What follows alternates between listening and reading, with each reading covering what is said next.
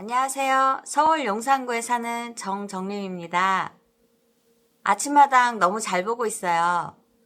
철기씨, 지인씨 팬입니다. 예.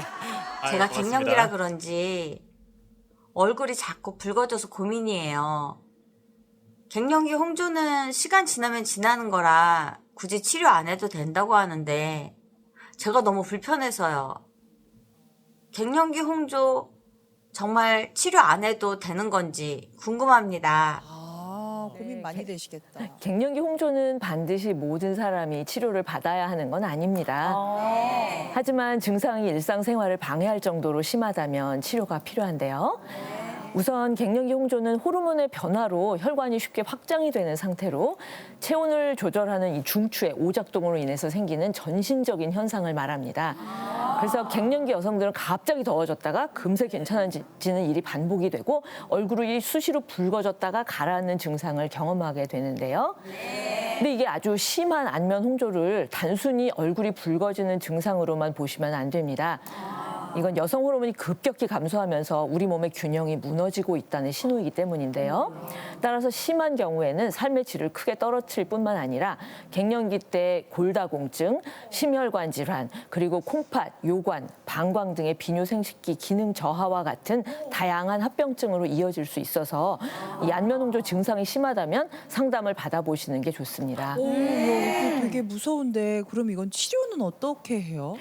네, 근본적으로 이게 여성 호르몬이 이제 시기에 따라 저하가 돼서 생긴 문제이기 때문에 부족한 여성 호르몬, 즉 에스트로겐을 보충을 하면 효과적입니다. 네, 대부분은 이 여성 호르몬 약물 치료하면 증상이 호전되는데 다만 일상에 지장을 안 줄 정도의 가벼운 단순히 붉은 홍조 같은 경우에는 호르몬 치료를 바로 시작하기보다는 비약물적인 방법으로도 충분히 조절할 수 있습니다. 그러니까 실내 온도와 옷차림을 조절해서 급격한 체온 상승을 피해야 되겠죠. 또 얇은 옷을 여러 겹으로 입고 실내는 서늘하게 하는 것도 도움이 되고요. 매운 음식, 뜨거운 음료수, 알코올, 카페인 같은 혈관 확장을 일으킬 수 있는 자극 요인은 줄이는 게 좋고요. 또 식물성 에스트로겐인 이소플라본이 풍부한 콩이나 석류 같은 음식을 꾸준히 섭취하면 도움이 됩니다. 근데 저희 어머님이나 이제 친구 어머님 또래 보면 이제 갱년기가 오셔가지고 되게 막 온도가 올랐다가 내렸다가 더워가지고 옷을 벗었다가 입으셨다가 막 이러시는 분들이 굉장히 많으신데 그래서 고민을 하시다가 또 괜찮아져가지고 병원을 안 가시는 분들이 되게 많더라고요. 그러면 이렇게 갱년기 홍조가 안 심하면은 그냥 약간 비약물적 치료를 선호하는 게 더 나은 건가요? 예, 그 시기만 지나면 또 괜찮아질 수 있는데. 진짜요? 이런 분들은 그냥 이제 지나간다 그렇죠. 생각하시면 네, 되는 네. 거예요. 일생에 이제 겪는 변화기이기 때문인데요. 근데 다만 갱년기 홍조와 헷갈릴 수 있는 질환이 하나 있는데요. 바로 주사 피부염입니다. 주사 피부요? 주사 피부염은 뭐예요? 피부에 주사를 맞는 거. 그러고 다 헷갈리시는데요. 주사 이제 얼굴이 늘 붉은 상태로 있는 특이한 염증성 질환입니다. 그래서 평생 햇빛에 노출되는 얼굴의 중심부가 이 화면에 보시는 것처럼 붉고 늘 계속 붉어져 있고요. 뾰루지와 맨 오른쪽의 사진처럼 딸기코 형태로 나타날 수가 있는데요. 어머, 저 행사 다닐 때 저런 분들 되게 많이 뵀었거든요. 네네. 술 드시고 오신 줄 알고 막 이러는데 아, 저게 증상 주사 피부염인 거 맞습니다. 술에 의해서 100% 심해지긴 하지만 갱년기 홍조는 증상이 심하지 않으면 치료받을 필요가 없지만 이런 주사 피부염 같은 경우에는 반드시 치료를 받아야 하는데요.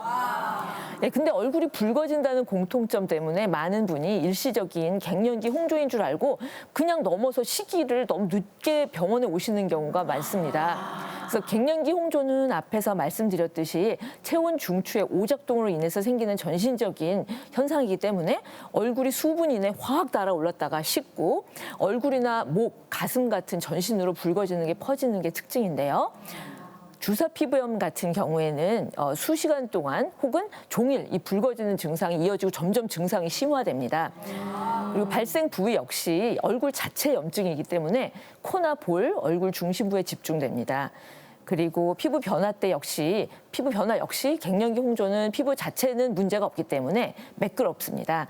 반면에 주사 피부염은 실핏줄이 있거나 이게 좁쌀알갱이처럼 자꾸 단단하게 빨갛게 올라오는 구진, 그리고 고름이 차서 부어오르는 농포 등을 동반합니다. 그리고 주관적으로 느끼는 증상 역시 갱년기 홍조는 상체 부위로 열이 집중되면서 뜨거운 느낌이 들고 갑자기 더워졌다가 추워졌다가 오한이 나면서 땀이 확 나면서 괜찮아지고요.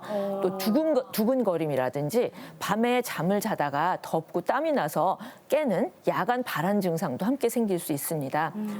근데 열감이 사라지면 원래 피부색으로 돌아오죠. 왜냐하면 이게 피부 자체의 문제가 아니기 때문에 피부 표면은 정상인 것이고요. 하지만 주사 피부염은 따가움, 가려움, 화끈거림, 건조함 등이 나타나긴 하지만 땀이 나는 것 같은 전신 증상은 없습니다. 또 피부염이 있으니까 세안 후 혹은 화장품을 바를 때 피부 자체 염증 때문에 따갑고 예민한데요. 이런 주사 피부염은 자연적으로 치유되는 질환이 아니고 계속 진행하는 고질병, 만성 질환이기 때문에 가능하면 조기에 치료를 시작해야 됩니다. 그러니까 갱년기 홍조랑 구분을 해야 된다는 건데 이 주사 피부염은 치료를 어떻게 할까요? 네, 갱년기 홍조는 여성 호르몬 문제였다면 주사 피부염은 피부 자체의 만성 염증과 혈관이 확장되는 현상이 동시에 나타나는 굉장히 특수한 질환이기 때문에 치료 방법이 다른데요. 일단 주사 피부염의 염증을 경구 항생제와 바르는 약으로 장기간 치료하고요. 확장된 혈관은 이미 늘어난 거기 때문에 혈관 레이저 치료가 필요합니다. 그래서 주사 피부염이 굉장히 치료가 까다로운 특이한 질환이기 때문에 피부과 전문의를 반드시 찾아서 정확한 진단을 받고 피부 관리 방법에 대해서 교육을 받으셔야 됩니다. 또 약물 치료뿐만 아니라 환자용 기초 화장품도 아예 처방을 받아 사용해야 무너진 피부 장벽을 빨리 회복시킬 수가 있고요. 또 딸기코 이렇게 심하면 이미 변형이 왔기 때문에 레이저 같은 걸 깎아내는 수술적 치료가 필요할 수도 있습니다. 그럼 주사 피부염 환자분들은 평소에 뭐 어떻게 관리를 해야 되는지 뭐 이런 것도 좀 알려주시면. 네, 제가 환자분들께 늘 강조해드리는 부분인데요. 네. 주사 피부염 환자들은 평생 열, 술, 햇빛 이 세 가지는 반드시 피하셔야 됩니다. 겨울철에 오히려 이 질환이 심해지는 이유는 집에서 전기장판이나 온수매트, 돌침대를 자주 사용하시기 때문이고요. 따라서 이런 걸 피해 주시고 실내 온도는 사계절 내내 약 20도에 가깝게 유지하시는 게 도움이 됩니다. 겨울에. 네. 그리고 사우나나 찜질방은 물론 족욕이나 반신욕 역시 얼굴을 붉어지게 하기 때문에 피해야 되고요. 자외선 차단도 매우 중요합니다. 외출하실 때뿐만 아니라 실내에 계실 때도 자외선 차단제를 얼굴 전체에 충분히 바르는 게 좋고요. 여성의 경우에는 외출하실 때 그 겉에 색조 화장을 함께 하는 게 더 도움이 됩니다.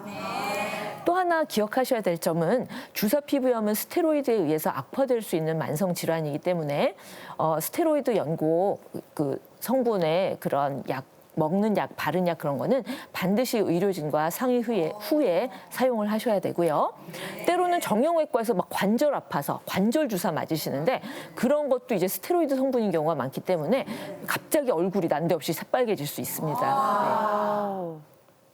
진짜 이렇게 주사 피부염, 갱년기 홍조 구분해서 반드시 치료하실 거는 제대로 치료를 받으셔야겠다는 생각이 들었습니다. 네, 영상으로 시청자분께서 질문을 보내주셨는데 좀 좋은 답변이 되었으면 좋겠습니다. 네.